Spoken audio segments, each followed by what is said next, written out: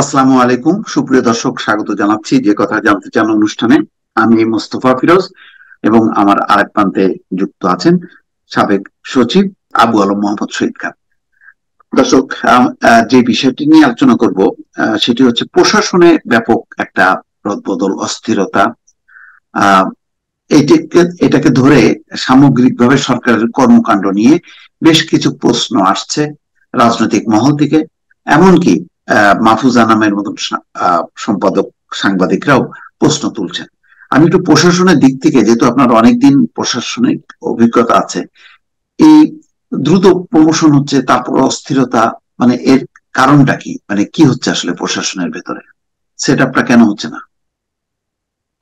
ধন্যবাদ আপনাকে। প্রশাসনে একটা অস্থিরতা আছে, এটা আমরা সবাই জানি, এবং অস্থিরতার কারণ হচ্ছে যে দীর্ঘ 15 বছর বা 17 বছর ধরে অনেকে বঞ্চিত হয়েছেন, অনেকে সুপারসিডেড হয়েছেন, অনেকের ন্যায্য বিচার পাননি, যার কারণে তারা বিগত সরকারের প্রধান যখন দেশ ত্যাগ করলেন তারপর থেকে সরকার গঠন হওয়া পর্যন্ত একটা অস্থিরতা ছিল। এবং সরকার গঠন হওয়ার পরে অনেক দাবি দেওয়া নিয়ে অনেকে সামনে চলে আসছেন, তাদের দীর্ঘদিনের ক্ষোভ, দুঃখ, বঞ্চনা আছে, এটা অস্বীকার করার কোনো উপায় নেই।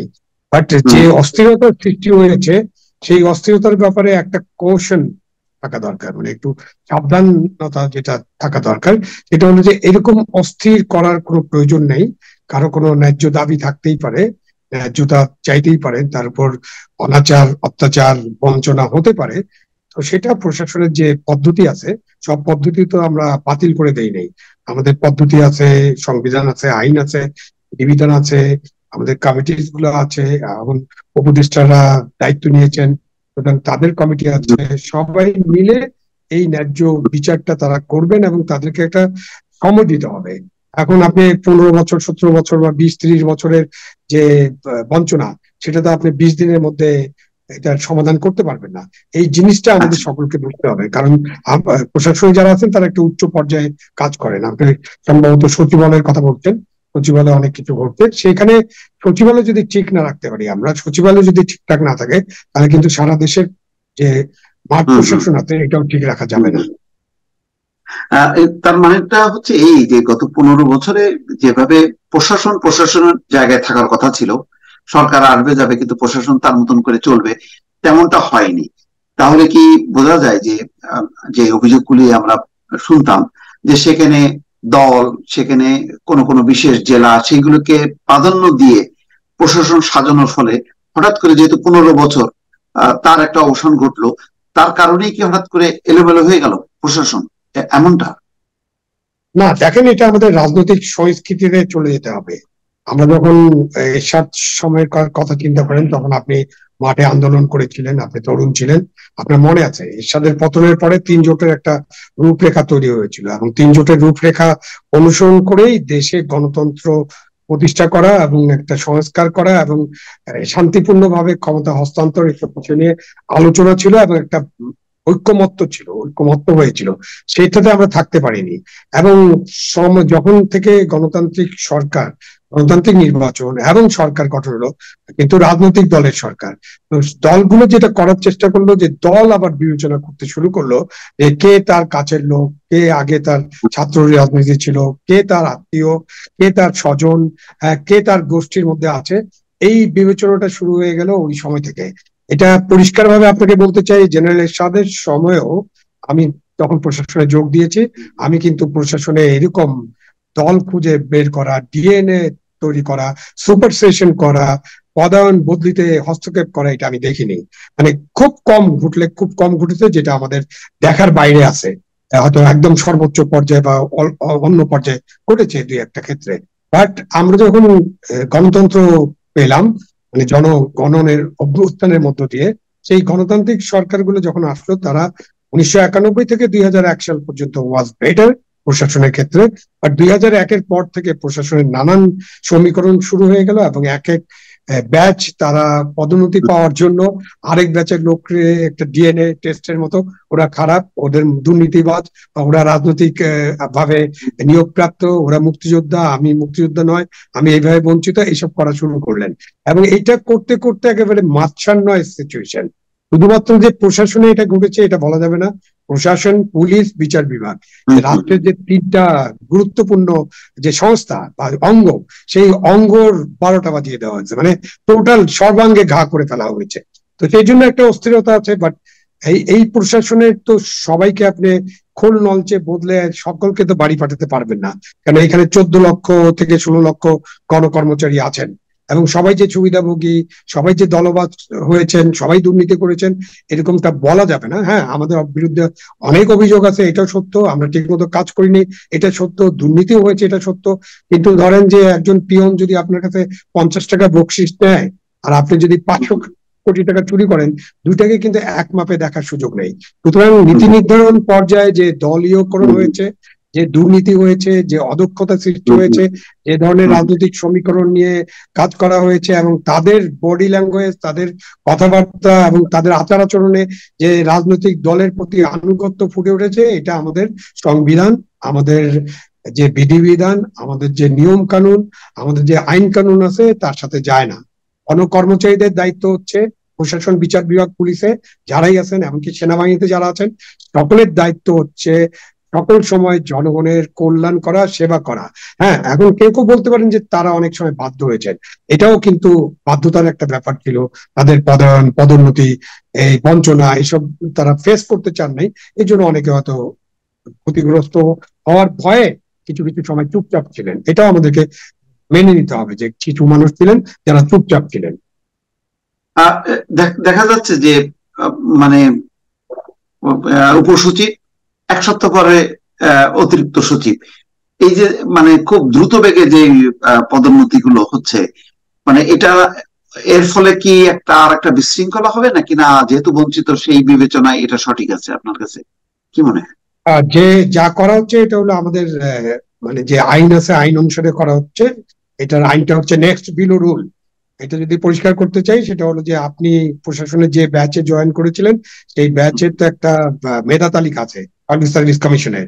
মেধা তালিকায় আপনার নিচের মানুষ যদি পদোন্নতি পায়, আপনি যদি সমস্ত মানে যোগ্যতা থাকা সত্ত্বেও পদোন্নতি না পান, এটা ক্লিয়ার করতে হবে যে আমার সমস্ত যোগ্যতা ছিল এবং আমার এসিআর ঠিক ছিল, আমার নামে কোনো বিভাগীয় মামলা ছিল না, আমার নামে কোনো দুর্নীতির মামলা ছিল না, বা আমার নামে অন্য কোনো অদক্ষতার অভিযোগ ছিল না।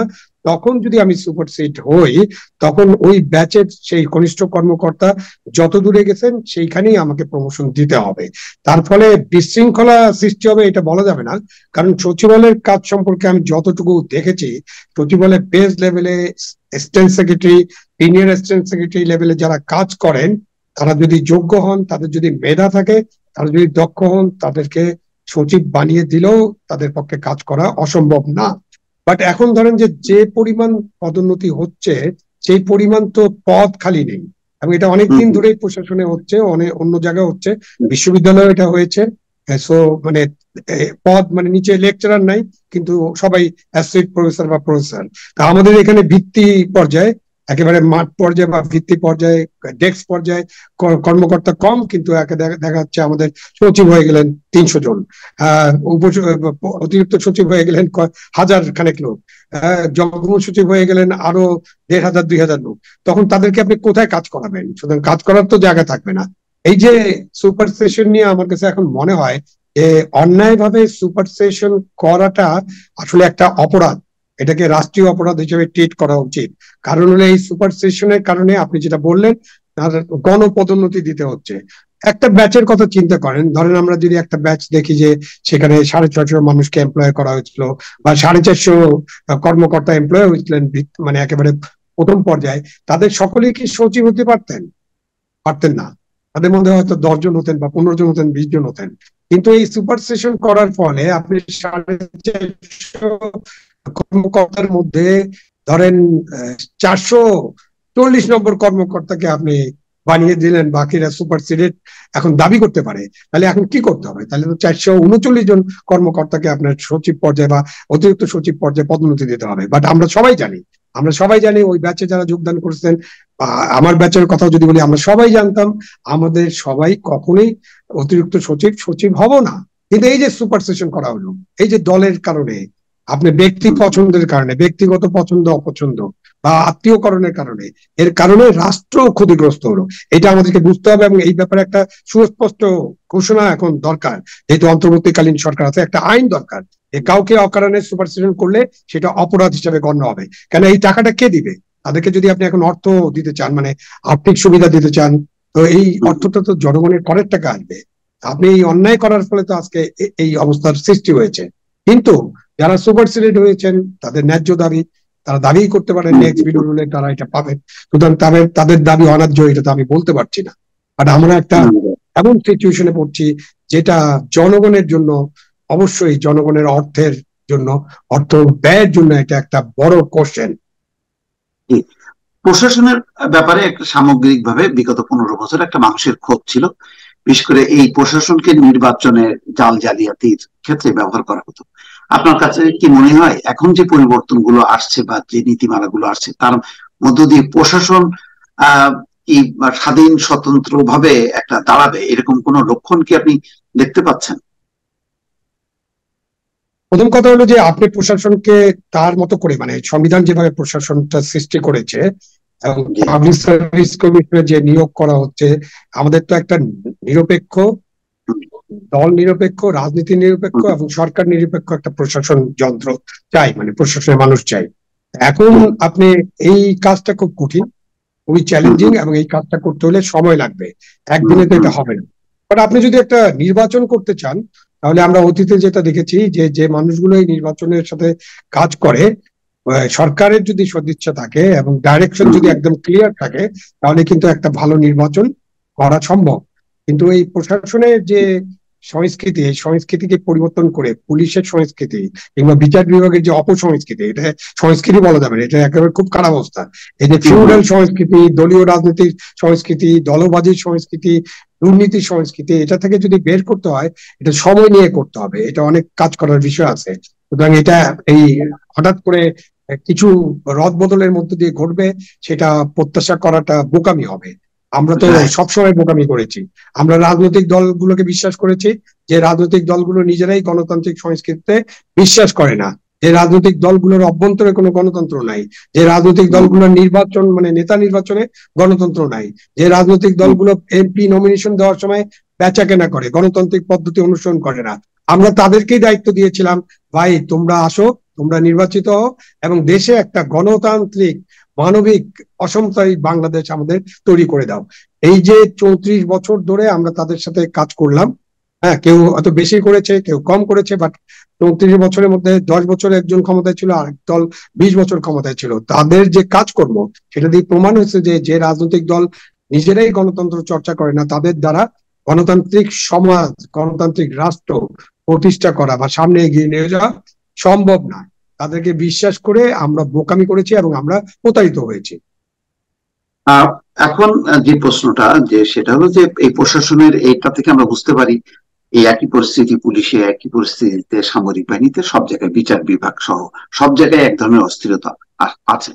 এটার ব্যাপারে হয়তো একটা নিরসনের ব্যাপারে মানে একটা কোন রকমে জোড়াতালি দেওয়া হচ্ছে, কিন্তু আস্তে আস্তে আমরা একটা দেখছি যে অন্তর্বর্তী সরকারের উপর একটা চাপ আসছে যে তারা ঠিক তাদের কাছে যে প্রত্যাশিত যেই সংস্কার কার্যক্রমগুলো সেগুলো এগোচ্ছে না। কালকে যেমন মির্জা ফখরুল ইসলাম আলমগীর অনেকটা প্রকাশ্যেই বলেছেন যে দ্রুত নির্বাচন এবং সংস্কারের রোড ম্যাপ ঘোষণা করুন। আজকে মেজর হাফিজ, বিএনপি নেতা, তিনি বলছেন যে সেনাবাহিনী ভুল করেছে এই হত্যাকারীদের আশ্রয় দেয়া, এবং তিনি বলেছেন বিপ্লবীদের নিয়ে সরকার গঠন করার জন্য। অন্যদিকে মাহফুজ আলমও একটা লিখেছেন যে কি ধরনের বিচার, একই ধরনের সব মামলা দেয়া হচ্ছে, তাহলে এটা কি হচ্ছে? তো সব মিলে বোঝা যাচ্ছে যে এক ধরনের অসন্তোষ, চাপের মধ্যে পড়ে গেছে অন্তর্বর্তী সরকার। আপনার কাছে কি ধারণা, কেমন যাচ্ছে সরকার? আপনি অনেকগুলো উইন্ডোজ ওপেন করলেন। আপনি সেনাবাহিনীতে আশ্রয় দেওয়া ঠিক হয়েছে কিনা এটা নিয়ে একজন কথা বলছেন, আরেকজন রূপরেখা চাচ্ছেন, একটি দলের মহাসচিব রূপরেখা চেয়েছেন ইমিডিয়েটলি। আবার দেখছি আমরা অনেক দাবি দেওয়া নিয়ে প্রতিদিন রাস্তায় মিছিল হচ্ছে, সচিবালয়ে যাচ্ছেন তারা, সচিবালয়ে ঘেরাও করে রাখছেন, এমনকি প্রধান উপদেষ্টা যে অফিস বা বাসভবন আছে সেটাও ঘেরাও ছিল কয়েকদিন ধরে, কয়েকদিন আগ পর্যন্ত কয়েক ঘন্টা করে তারা ঘেরাও করতেন। তো এই সবগুলো আসলে কি আমরা একটা গণ অভ্যুত্থানের মধ্য দিয়ে, ছাত্র জনতার গণ অভ্যুত্থানের মধ্য দিয়ে অর্জিত যে সাফল্য, যেটা আমরা পেয়েছি, যার কারণে এই সরকার গঠিত হয়েছে, সেই সরকারকে আমরা সময় দিতে কেন রাজি না? আমরা তো দেখেছি যে যারা এখন এইসব কথাবার্তা বলতেন, তারা অতীতে অনেক আন্দোলন করেছিলেন, কিন্তু জনগণ তাদের আন্দোলনে অংশ নেয়নি। এই আন্দোলনের পুরা সময়টা জুড়েই তো আপনি, আমি এবং আরো সবাই আমরা দেখেছি কারা এই আন্দোলনের ডাক দিয়েছে, কেন আন্দোলনের লোকজন এসেছে। সুতরাং একটা অন্তর্বর্তীকালীন সরকার যে গঠিত হয়েছে, এটা হলো জনতার সফল গণ অভ্যুত্থানের ফসল।